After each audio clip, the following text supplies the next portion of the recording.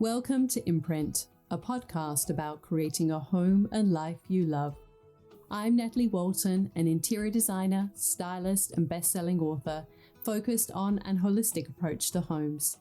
Each week, I'm sharing insights and interviews about the creative process to help you enhance both your interiors and well-being, as well as provide you with the tools and resources to make considered and sustainable choices with all that you create. Hello, everyone. Oh, I am very excited for this episode, and I cannot believe that I have never actually done an episode on this topic. It is, though, something that comes up. I get asked a lot about.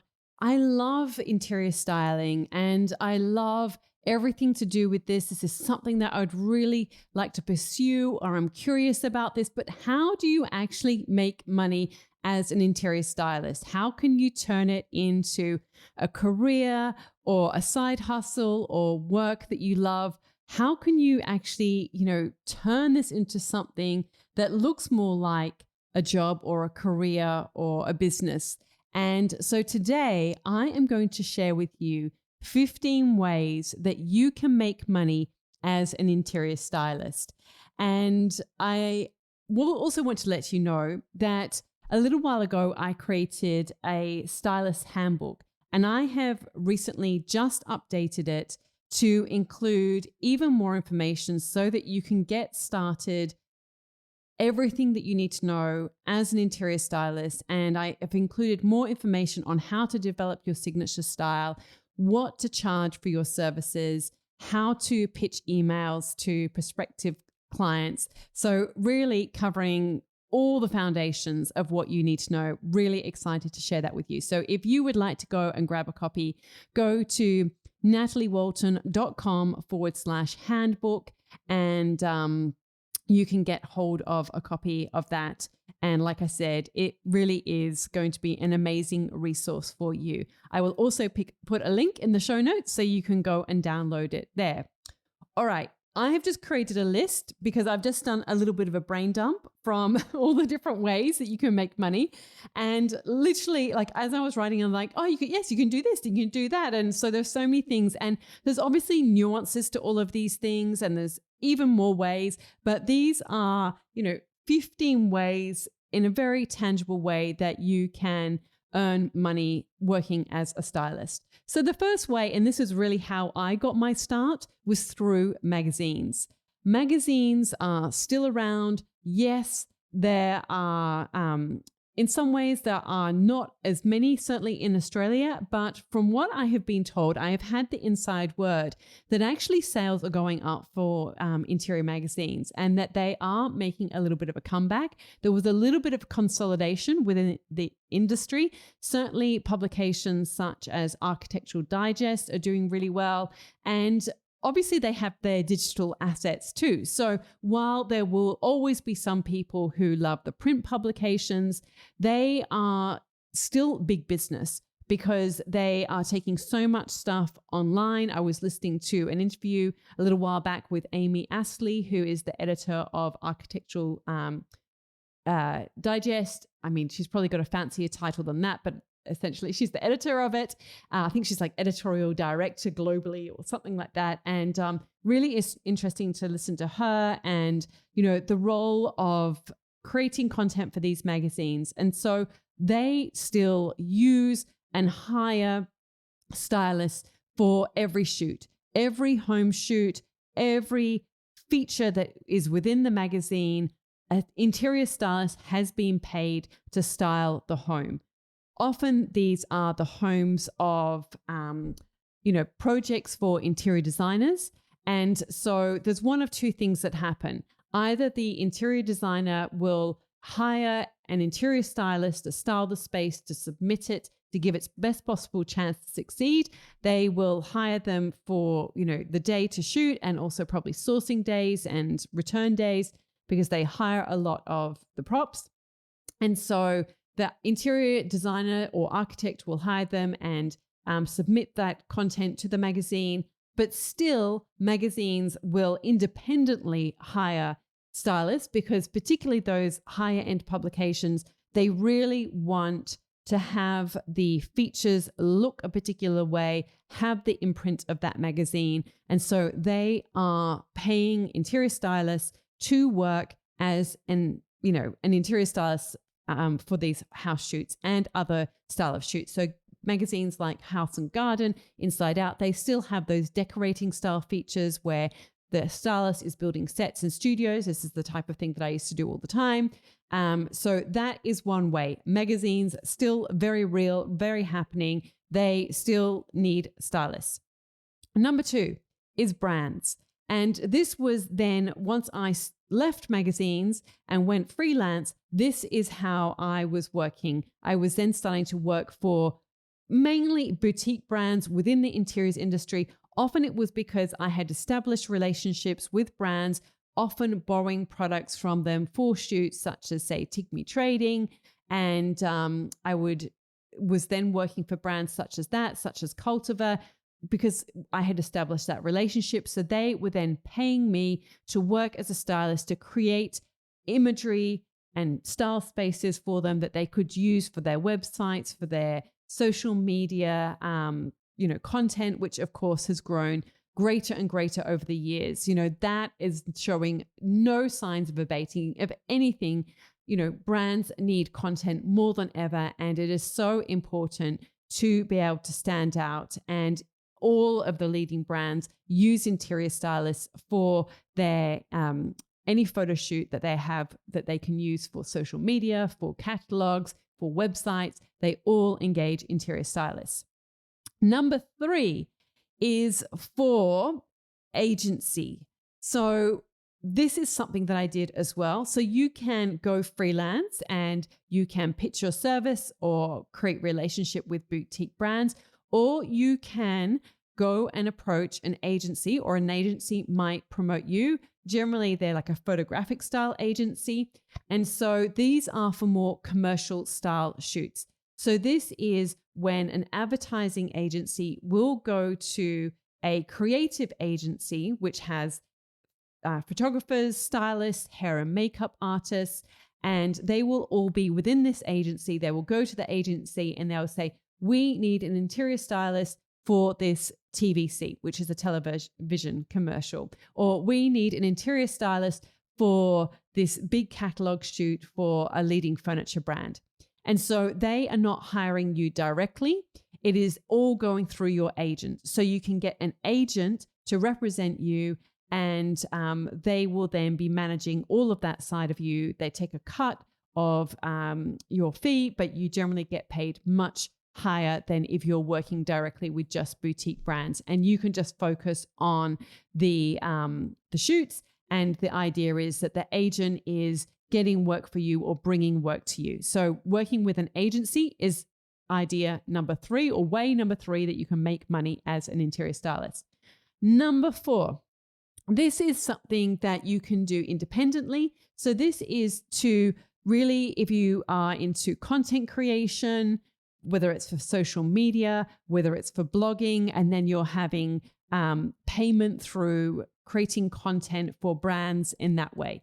So there are obviously so many different people that do this, and styling is an essential skill for being able to do this, for being able to create beautiful shoots. And this is not just like a little, like, oh, you're putting a cereal packet on your kitchen counter.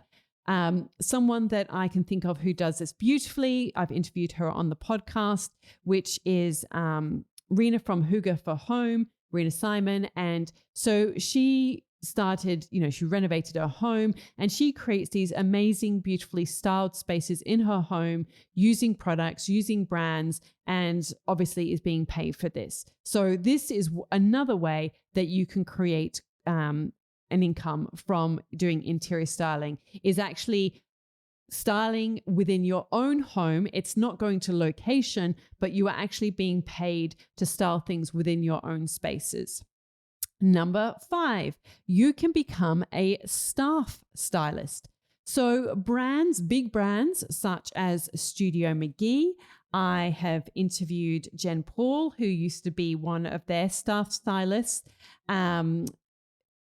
she, like I said, she worked for Studio McGee. They are such big operations that they employ people to work on staff as an interior stylist. Some of the bigger brands within Australia would have similar things too. They would have staff stylists that they are dedicated to just working with that brand to create the, beautiful imagery that they are essential as part of what they do. Number 6, you can create an editorial content agency. This is something that I did when I went freelance after working for the magazine. And so basically an editorial content agency, this type of styling, basically what I would do is I would go out and find homes to be able to feature in magazines, and I would pitch them to magazines. Now, obviously you could do this now, and you could do this for, not just print publications, but you could do this. There's so many brands. I mean, you could even just pitch your services to all the linen companies. So many of them, they will do photo shoots for their journals, and everyone is so content hungry. So having an editorial content agency, you can pitch directly to the magazines, or you can I had an editorial content agency with a photographer, Chris Warnes, and we then had an agent in Italy, in Milan, who then bought our features and then licensed those out around the world. So it's a type of licensing payment that basically you are creating. So there's you can get licensing in lots of different ways for artworks, for surface pattern design, but you can also do this with teaming up with a photographer and styling. So it's often a collaboration with a photographer, and that is a way that you can do it. Number 7 is that you can work for interior designers and or architects. I touched on this a little bit before. That was when magazines were paying you to do this work, and when interior designers or architects were having their work featured in publications. But interior designers and architects also independently hire interior stylists to style their spaces for their portfolios, because they want those images to submit for awards, which is how they get more clients, because they get named as, the house of the year or whatever those awards are. They also obviously can use its images for their socials, for their website. And this is all essential for them getting new clients, new lead generation. And so they pay interior stylists to do these shoots to really take their spaces to the next level. And I would say as well on this, which not everyone is aware of, is often interior designers or architects, they will design the home, and sometimes the homeowner doesn't have particularly nice furniture. Maybe they have just done the joinery or some of the structure of the space, and the client didn't have enough budget to do all the things in the space in terms of, the furniture and the furnishings. And so they will get the interior stylist to source beautiful vases and beautiful furniture, and they will pay a fee to hire these things so that the projects can look incredible and they can share them on their website. Number 8 is you can work as an interior stylist if you go into the realm of property styling or home staging, which, it's basically the same name for, a very similar thing. So home staging can be for real estate for sale, and property styling is sort of the same thing. You can also do property styling for developers. So a developer might have a show space that they set up, and they're selling a bunch of apartments, and they have one set up that they photograph for all the imagery for the catalogs, and they have that space that prospective buyers can go into. So this all goes under this property styling umbrella. So if you learn the skill of interior styling, you can do this as well. There is a huge amount of demand for this type of styling, and you can do very well out of this. I was talking to a student within Design and Grow, and this is what she has been doing. She is based in America, and so she gets paid about $3,000 to do this. Obviously, there is, work in the install, and then there's the pack down, but just sharing that as a rough guide for you. Number 10, you can go into the world of set decorating for television or for theater. So interior styling is a transferable skill into those kind of realms. And you're using the same principles, exactly the same skills that you do for set decorating. And just as a little by the by, for those of you who follow the Design Files, Lucy Fagan, who is the editor of the Design Files and the founder of the Design Files, that's where she started. She used to be a set decorator for television, which is, like I said, a type of interior styling. You are going out and sourcing the furniture that's going to be on the set and, setting it all up. You are, decorating in that type of sense. Number 11 is visual merchandising. This is something that you can do as a freelancer for, local stores in your area. You can also work for big companies that are always doing visual merchandising for their stores, such as West Elm, such as Freedom in Australia, those big furniture brands that they have dedicated visual merchandisers that go from store to store. And interior styling is a skill that you use to do visual merchandising.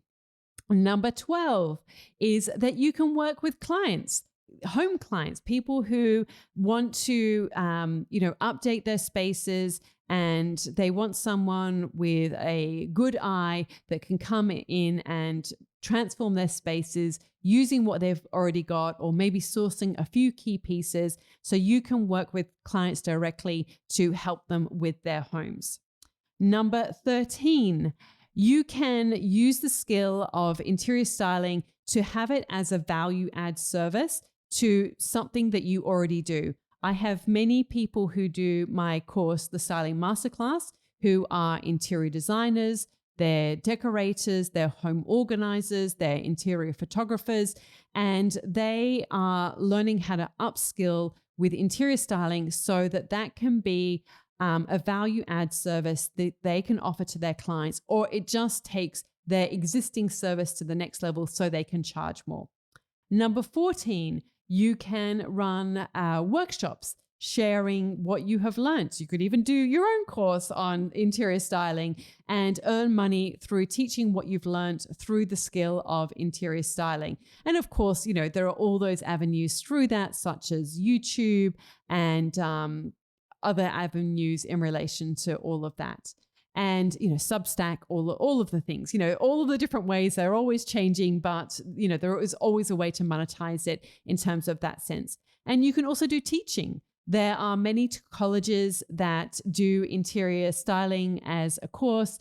It always amazes me because when I used to work at magazines, there was I won't name it, but there was a college in Sydney that was a private college that used to teach interior styling. And, it just blew me away because I really felt like what they were teaching was so basic. It was like, let's grab some magazines and cut out pictures. And I'm like, oh my goodness, this is not teaching interior styling. So I hope for their sake that they have improved since then. But obviously there are lots of different colleges out there that teach interior styling, and you could go into teaching as interior styling. So they are 15 ways that you can make money as an interior stylist. As you can see, there is a mix of working as, in a freelance capacity. There are working for other businesses. And then there is the path where you can go on a more entrepreneurial path and really create the type of business and the life that you really want, which is what I've done. I started out working for a corporation, working for a publishing company, and was working as an interior stylist in that capacity. Eventually, I had the courage to go freelance, which was a huge step for me. No one in my family worked in that capacity. Both my mum and dad were sort of in 9-to-5 style jobs.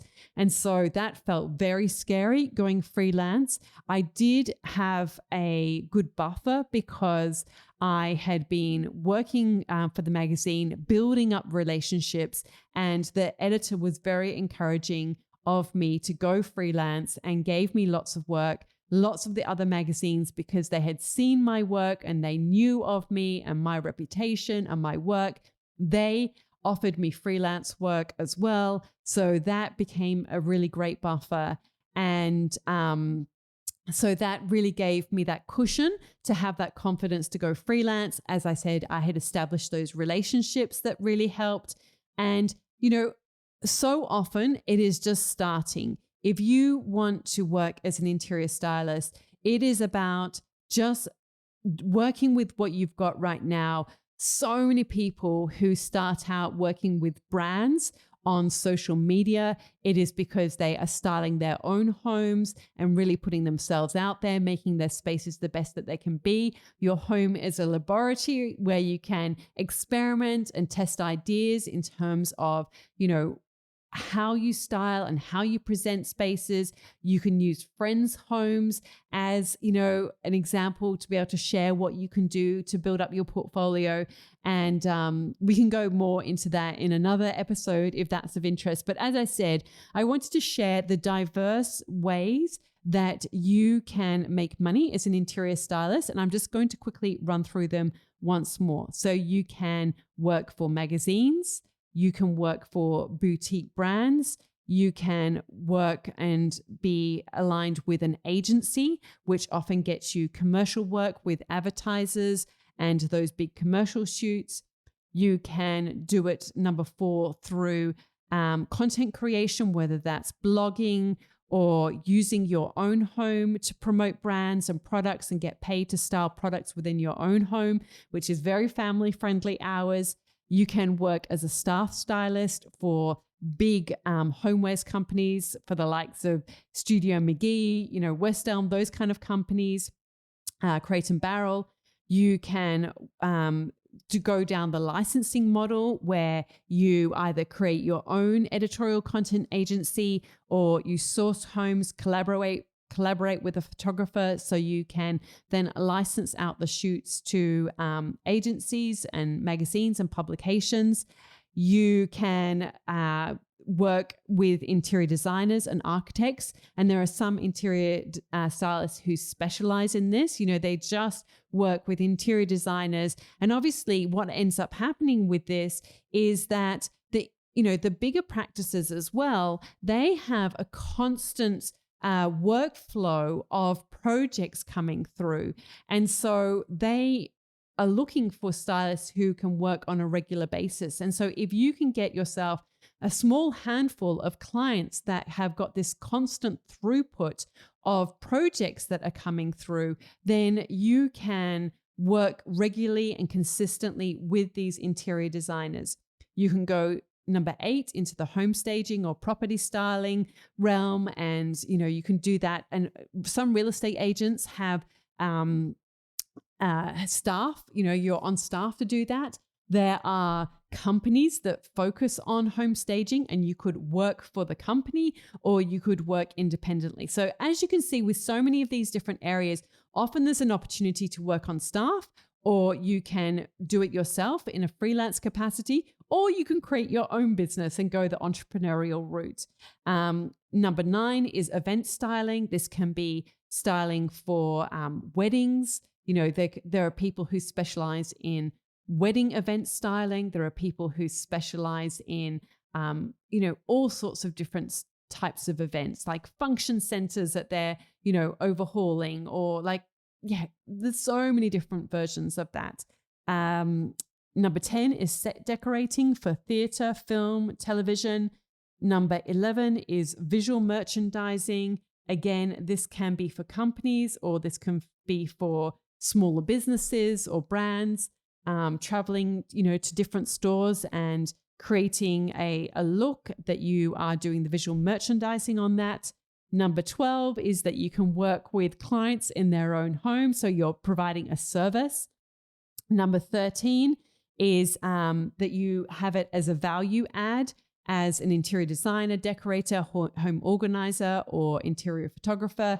And of course, if you learn this skill of interior styling, it's something that helps you if you've got an Airbnb or a homewares business. And that's a value add as well. Like people who have homewares businesses often offer like a styling service to their clients, whether they pay for that or whether that's a free value add. That's something, and it makes you very marketable as an employee as well if you go and work for these kind of companies or brands, if you've got this skill. Number 14 is that you can host your own workshops, courses, programs, teaching in what you have learned about interior styling. And number 15 is you can teach in a more formal setting, such as a college or some type of brick and mortar school where you are teaching what you have learned. So I hope that this opens your eyes to the many ways that you can actually make money as an interior stylist. And as I'm sure you can see, there are many iterations and versions of this. You can combine a few different versions of this if that is what suits you. And many of these are actually very family friendly in terms of the hours and the type of work. And you really get to choose, what feels good for you in terms of your level of skill and where you want to take it as well. So I hope that you have enjoyed this episode. If you know of someone who is curious to explore interior styling as a career, or maybe they are working in one of these areas but are looking for ways to branch out, then please share this episode with them. As I mentioned at the top, if you want to go and grab hold of that handbook, go to nataliewalton.com/handbook. And I go into more detail in terms of what to charge and examples of what to include in emails when you are pitching to people about your services as well. So hope you found this inspiring, encouraging, helpful, and it has opened you up to the world of interior styling and made you excited to take the next steps to pursue something that you really love. Have a beautiful week, and I look forward to connecting again with you the same time next week. All of the links and info for this episode are at nataliewalton.com/podcast. Don't forget to subscribe so that you can get a direct download of the latest episode. And I really appreciate when you take a minute to rate and review, as well as share the love with someone you know who might benefit from this episode, or on social media. If you'd like to access a range of free resources, come visit my website, nataliewalton.com. Thank you to Jaeger Media for producing this podcast. And I would also like to acknowledge the people of the Bundjalung Nation where it was recorded, and pay my respects to elders past, present, and emerging. I look forward to connecting again soon. I'm Natalie Walton, and you've been listening to Imprint.